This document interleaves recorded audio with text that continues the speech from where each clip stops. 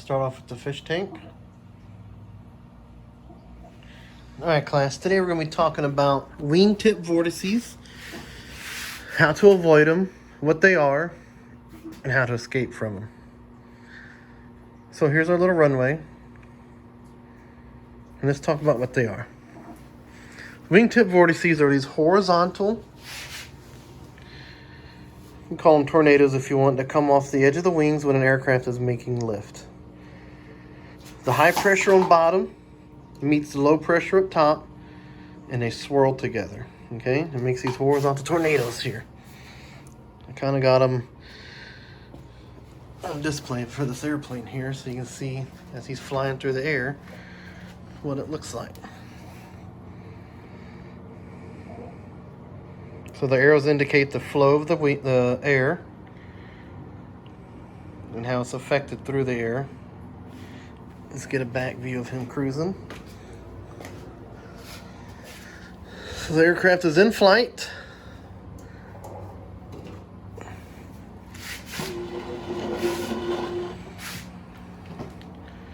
Creating these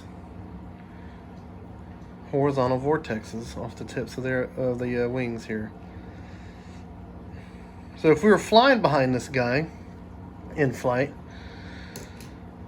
I get us a tail dragger single engine. Let's just say he's a big heavy aircraft producing a lot of lift, a lot of drag.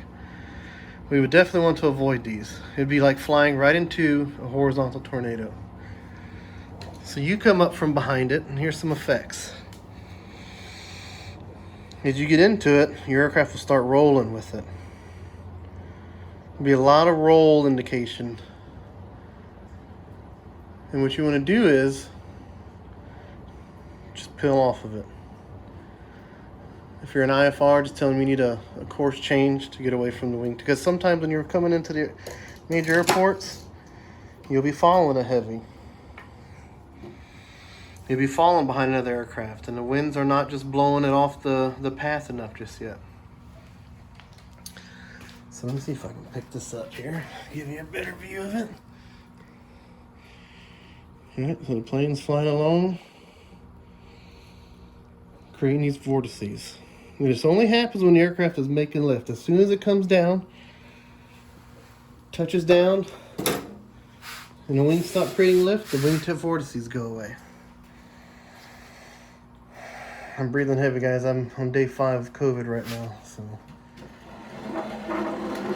Alright. Let's talk about departing and arriving behind aircraft and avoiding wake turbulence.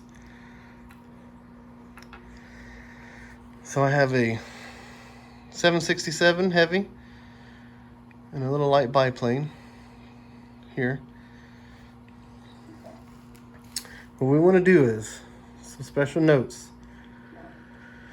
is when you're departing behind an aircraft that you know is going to have wake turbulence with wingtip vortices, you want to note where that aircraft rotates, and you want to depart, you want to rotate before his rotation spot. So here's what I mean.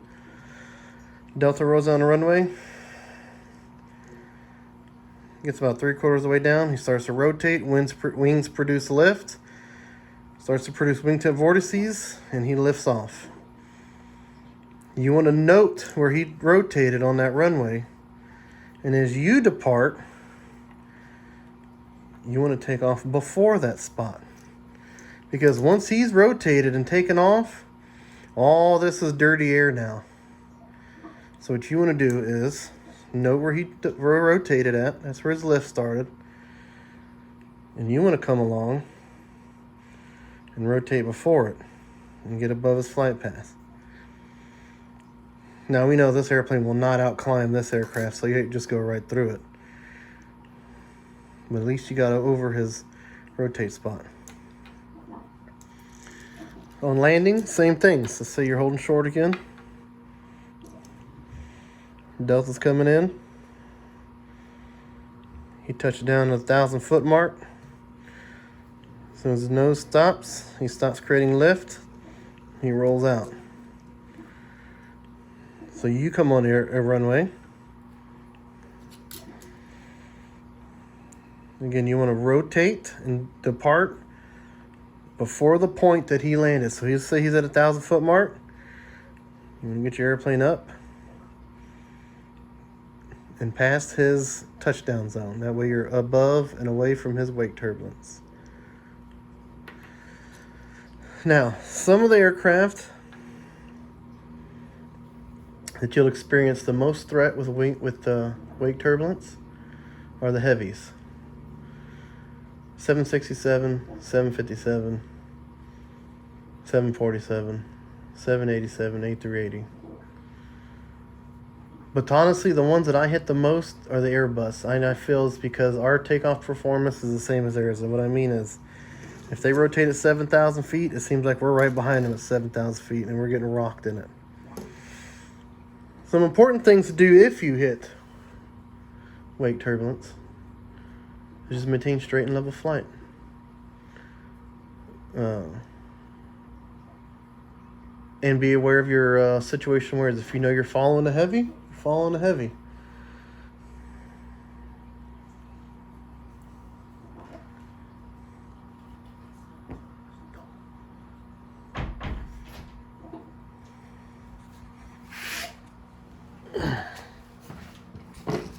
So,